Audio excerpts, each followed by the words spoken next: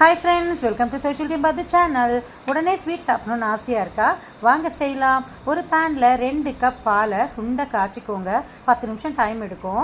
அதுக்கப்புறம் பால் பவுடர் இருந்தால் ஒரு கப் போட்டுக்கோங்க. கார்ன்ஃப்ளவர் மாவு ஒரு அரை கப் போட்டுக்கோங்க. நல்லா கிளறி விடுங்க. கெட்டியாகும்போது நல்ல 1 கப் சர்க்கரை எடுத்து போடுங்க. ஸ்வீட் வேணும் இல்லையா? வேணும்னா இன்னும் கூட போட்டுக்கோங்க. இதை நல்லா கிளறி விட 5 நிமிஷத்தில் திக்காக சூப்பரான ஒரு பால்கோவா உங்களுக்கு கிடைக்கும். கூட கொஞ்சம் ஏலக்காய் பவுடரையும் போட்டுட்டு கலரி ஒரு கிண்ணத்தை எடுத்துக்கோங்க. அந்த கிண்ணத்தில் லைட்டாக நெய்யை தடவி வச்சுக்கோங்க. இந்த திரட்டி வச்சுருக்கோம் இல்லைங்களா பால்கோவா, அதை அப்படியே ஊற்றி வச்சுட்டு உங்களுக்கு வேணும்னா சுட சுட சாப்பிடுங்க, இல்லைனா ஃப்ரிட்ஜில் வச்சு ஜில்லுன்னு சாப்பிடுங்க.